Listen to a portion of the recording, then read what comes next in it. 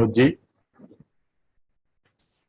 एकल ग्राम संगठन के चतुर्थ राष्ट्रीय कार्यकारिणी समिति की बैठक में उपस्थित हम सबके श्रद्धेय मार्गदर्शक प्रेरणापुंज माननीय श्याम जी, आदरणीय महादेवेंद्र जी, ग्राम संगठन के केंद्रीय प्रभारी राजेश गोयल जी, मेरे बगल में श्रीमान इंद्र मोहन जी हमारे राष्ट्रीय अध्यक्ष, हमारे कार्यकारी अध्यक्ष संतोष जी जैन, हमारे सचिव बीना दीदी कल से बैठी हैं और विनोद अग्रवाल जी का आप संचालन देख रहे हैं, एवं आज के इस कार्यक्रम में उपस्थित सभी महानुभावों को एवं कार्यकर्ताओं को मेरा प्रणाम।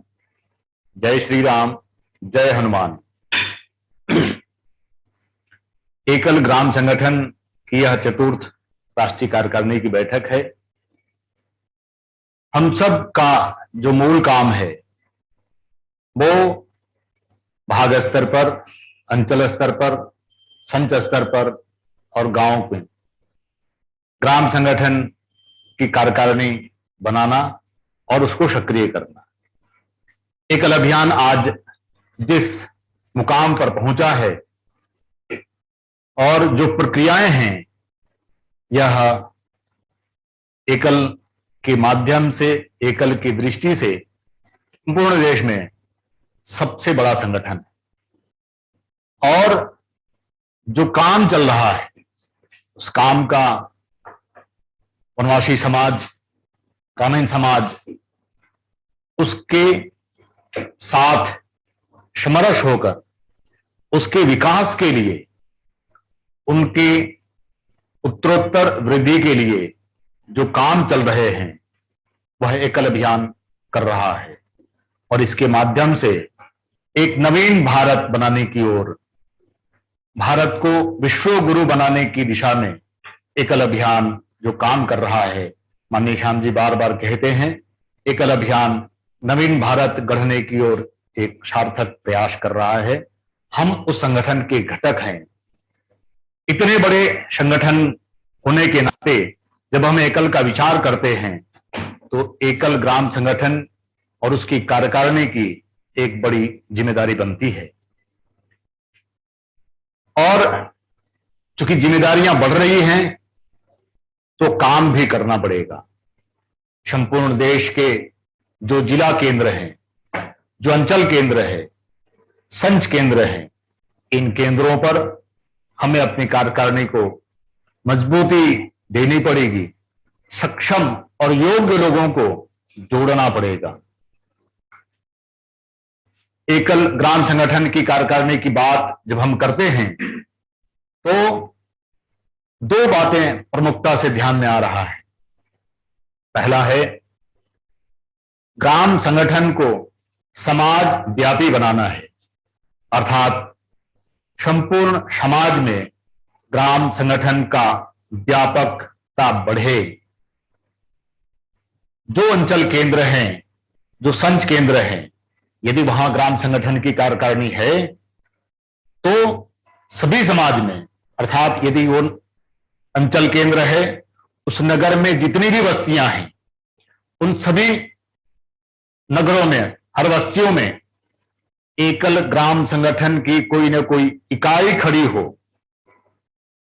इसको व्यापकता कहते हैं, अर्थात सबका समावेश, सब प्रकार के लोगों को अपने साथ जोड़ना है। और दूसरा,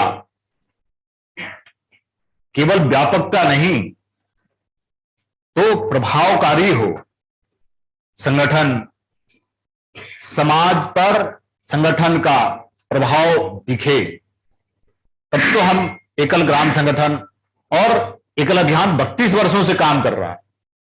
हमारे अंचल केंद्र जहां हैं 10 साल, 12 साल, 15 साल हो गए, 20-20 साल हो गए हमारे अंचल केंद्र।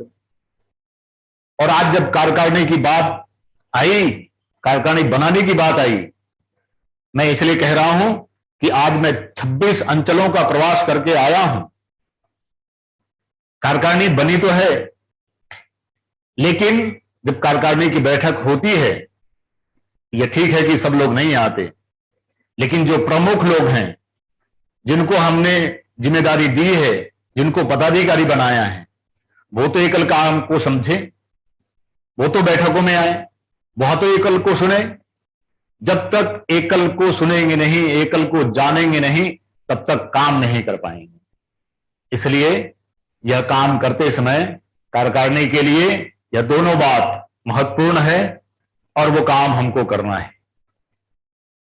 और जब संगठन की ये दोनों बातों को हम ध्यान में रखते हैं तो हमें इसकी कार्य योजना बनानी पड़ेगी।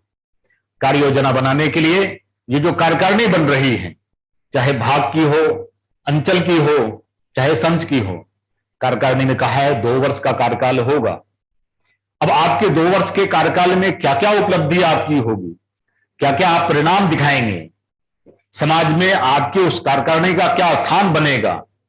क्योंकि 2 वर्ष के बाद जब आपकी रिपोर्ट वहां प्रस्तुत होगी तो वही जो आपकी जो अगली पीढ़ी आने वाली है या आप जिसको अपनी कार्यकारिणी में जोड़ने वाले हैं वह उसी से प्रेरित होंगे और काम को करेंगे। इसलिए कार्य योजना बनाना है। इस कार्य योजना बनाते समय जो हमें बात ध्यान रखनी है, अंचल भाग में तो हमने बनाया ही है पिछले वर्ष, ठीक है, कोरोना काल में यह कार्यकारिणी बनी, लेकिन अब हम सब प्रत्यक्ष रूप से कार्यकारिणियों की बैठक करें। जिनको दायित्व दिया है उनका दायित्व का बोध कराए जाएं, उनको काम बताए जाएं। क्योंकि मैंने एक लेख लिखा है और सभी जगह दिया है, आप उसको बता दें तो सबके पास काम है, सबकी जिम्मेदारी तय है, अपने अपने दायित्व के अनुसार लोग काम कर लें तो जो आज अभियान कह रहा है, जो योजनाएं बन रही हैं उसको फलीभूत होने में देर नहीं लगेगी। इसीलिए जो उप समितियां बनानी हैं, उस उप समिति का काम क्या है, कल हम सब लोगों ने सुना माननीय माधवेंद्र जी के बाद कि पंचमुखी शिक्षा, यह काम अब अपने मूल स्वरूप में गांव में चले। यह काम ग्राम संगठन की कार्यकारिणी की भी है। सेवावर्ती तो करते हैं, कर रहे हैं, आज भी कर रहे हैं और आगे भी करेंगे, क्योंकि वही पसीना बहा रहे हैं। अब हमें एकल अभियान की जो पंचमुखी शिक्षा है इसको मूल स्वरूप में गांव तक पहुंचाना है। इसकी जिम्मेदारी ग्राम संगठन की कार्यकारिणी की होगी। यह कार्यकारिणी बनाते समय 2 बातों का ध्यान रखना है। हम उप समिति बनाएंगे, 9 प्रकार की उप समिति बनाएगी और सब में अपेक्षा तो है 7 लोगों की, लेकिन एक साथ शायद 7 लोग ना मिले, 1 लोग मिलेंगे, 2 लोग मिलेंगे, उनको ही दायित्व दें, उनको ही जिम्मेदारी दें। जब काम शुरू होगा लोग जुड़ेंगे और लोग जुड़ेंगे उस काम को आगे बढ़ाएंगे और काम में सफलता भी मिलेगी। तो अपेक्षा तो है 70 लोगों की, लेकिन शायद ना मिले, लेकिन आप 10-15 लोग भी यदि सक्रिय और योग्य लोग मिल जाएं तो वह काम आगे बढ़ेगा। लेकिन आपको इतनी बड़ी संख्या में लोगों को लेने के लिए एकल अभियान के साथ साथ जो एकल के विचार परिवार हैं, संघ विचार परिवार, उसमें संघ भी है, विश्व हिंदू परिषद भी है, जो उस नगर में संगठन है उनसे परामर्श करके समाज के अच्छे लोगों को अपने टीम में जोड़ना, उनको दायित्व देना और किसी न किसी जिम्मेदारी के साथ जोड़ना ताकि वो काम करें। और यह ग्राम संगठन की समिति को सक्रिय करना पड़ेगा। सक्रिय रखने के लिए कोई ना कोई कार्यक्रम, कोई ना कोई उपक्रम करते रहना पड़ेगा। जैसे मासिक एक तो वन यात्रा है, जो महीने में वन यात्रा होनी चाहिए, भले 4 लोग जाएं लेकिन जरूर जाएं। दूसरा विचार गोष्ठी है। हम जिस नगर में काम कर रहे हैं उस नगर के सब लोग शायद गांव तक नहीं जा पाएंगे, लेकिन एकल को समझना हो तो विचार गोष्ठी करिए। जो भी लोग आते हैं 10 लोग, 20 लोग, 50 लोग, उनके साथ बैठकर एकल अभियान के जो काम हैं उसकी चर्चा करिए। और जब लोग सुनेंगे तो आप उनसे कहें कि आप चलिए हमारे काम को देखने के लिए, एकल अभियान क्या काम कर रहा है। और आज नगर संगठन यदि सफल हुआ है, इतने लोग जुड़े हैं, तो वह वन यात्रा की देन है। वन यात्रा को तो एक अभियान की रीढ़ कहते हैं।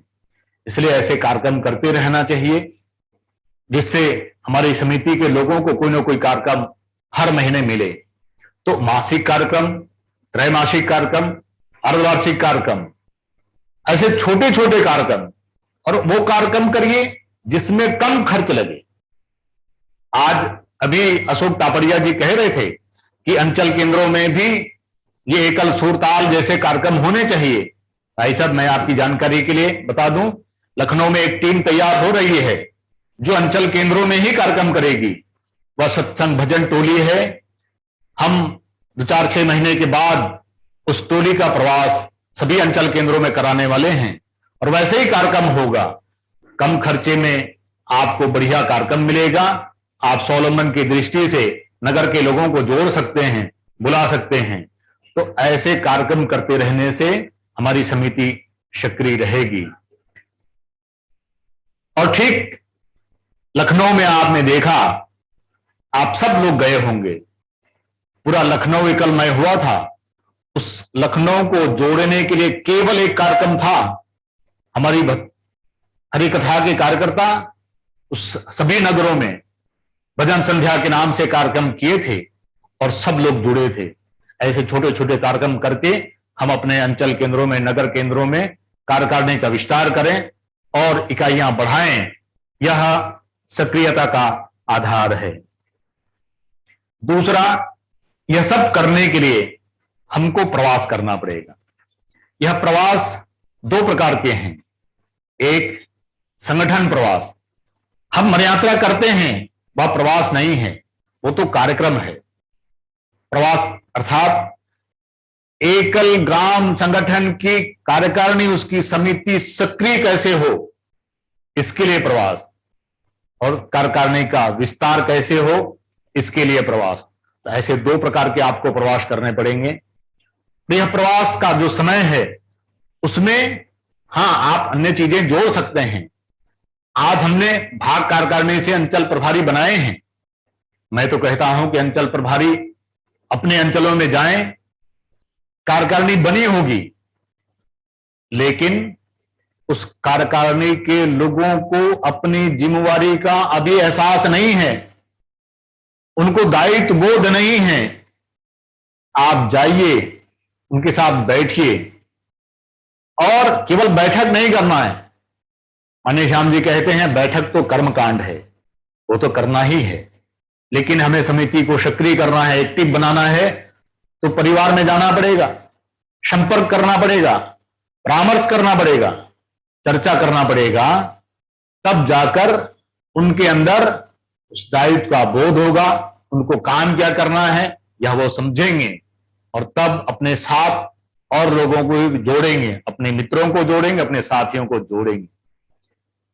तब जाकर यह प्रवास का सफलता और समिति की सक्रियता दोनों हो पाएगी।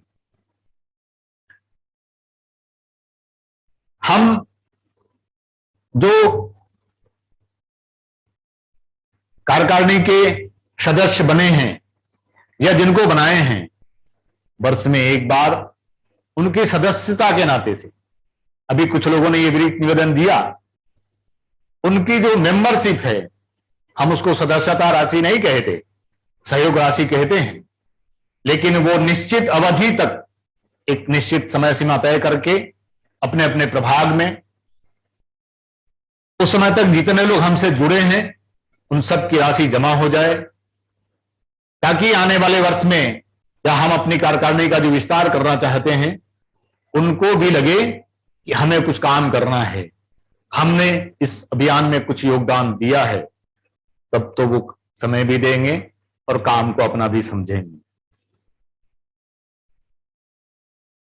सक्रियता के मापदंड में 2 बातें और, जो दायित्व मिला है, जो दायित्व आपने स्वीकार किया है, या तो मन से स्वीकार किए या किसी के कहने पर, यदि आपने उस दायित्व को लिया है, आप जिम्मेवारी को निभाइए।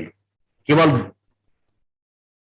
दायित्व के लिए नहीं, तो समाज में उस संगठन का जो प्रभाव बनना है वो तब बनेगा जब उस संगठन का काम वहां दिखेगा, या दिखाने के लिए हमको काम करना पड़ेगा, हमको जाना पड़ेगा। और इस अभियान का जो मुख्य काम आज है वो प्रगत संच है। हमारा जो पंचमुखी शिक्षा का काम है वो गांव में है। हमें गांव को जागृत करना है, गांव को संगठित करना है।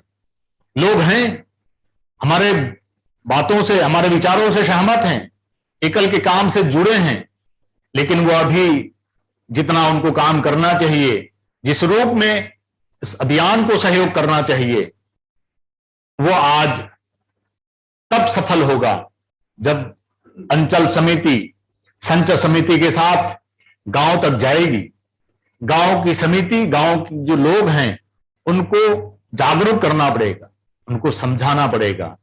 मैं अभी जम्मू के प्रवास से आ रहा था, उधमपुर में बैठा था, एक अंचल समिति के लोगों से जब चर्चा हुई तो उन्होंने कहा, भाई साहब ये जो हमारे यहां प्रगत संच है, मैं महीने में 1 सप्ताह प्रवास करता हूं, गांव में जा रहा हूं, गांव के लोगों से संपर्क कर रहा हूं और प्रगत संच को स्वावलंबी बनाने के लिए गांव के लोगों को तैयार कर रहा हूं। यह है काम। यह काम ग्राम संगठन की कार्यकारिणी को ही करना पड़ेगा। आप सब यदि सुनते होंगे तो माननीय श्याम जी कह रहे हैं, आज भी कहते हैं, एकल अभियान 1 लाख गांव तक पहुंचा तो है, लेकिन केवल शरीर पहुंचा है, आत्मा नहीं पहुंची है। आत्मा अर्थात एकल की विचारधारा, एकल का चिंतन, एकल जिस अपेक्षा के साथ शुरू हुई वो गांव तक विचार नहीं पहुंचा है। यह पहुंचाने का काम एकल ग्राम संगठन की कार्यकारिणी का है, तो हमें उस काम को करना पड़ेगा। यह सब काम होंगे। और दूसरा, आप संच के अभ्यास वर्ग होते हैं, मासिक अभ्यास वर्ग, अंचल के जो संच प्रभारी हैं अभ्यास वर्गों में जाएं, आचार्यों से बात करिए, ग्राम प्रमुखों से बात करिए। ये जो प्रशिक्षण वर्ग हमारा लगता है, अभी अभी मुझे अच्छा लगा, कुछ लोगों ने रिपोर्टिंग की, हमारे प्रशिक्षण वर्ग हमारे स्वावलंबन से चल रहे हैं, हमारे समिति के लोग खड़े होंगे तो जरूर चलेगा और अच्छा चलेगा। और जो हमारा प्रशिक्षण वर्ग है वह भी, उसकी जो क्वालिटी है वह भी अच्छी होगी, और प्रशिक्षण वर्ग में जो लोग आते हैं उनको भी लगेगा यह प्रशिक्षण मेरे लिए था, और जो अनुपस्थित हो गए उनको लगेगा कि मेरे प्रशिक्षण में कुछ आवश्यक काम था वो छूट गया, मुझे अफसोस होना चाहिए। ऐसा प्रशिक्षण वर्ग को व्यवस्थित करिए, प्रशिक्षण वर्गों की व्यवस्था करिए। अंचल समिति, अंचल कार्यकारिणी की जिन्हें तो कहा है, जो कार्यालय की व्यवस्था है वह भी ठीक हो, तो हमें हर स्तर पर अपनी समिति को सक्रिय करके जो उनके जिम्मे काम अभियान ने दिया है, संगठन ने दिया है, वह काम पूरे हों, तब तो सक्रियता दिखेगी और तब अभियान सफल होगा। विनोद जी, मुझे 20 मिनट का समय मिला था, मैं अपने शब्दों को यहां समाप्त करता हूं। सबको जय श्री राम, धन्यवाद। धन्यवाद संजय जी।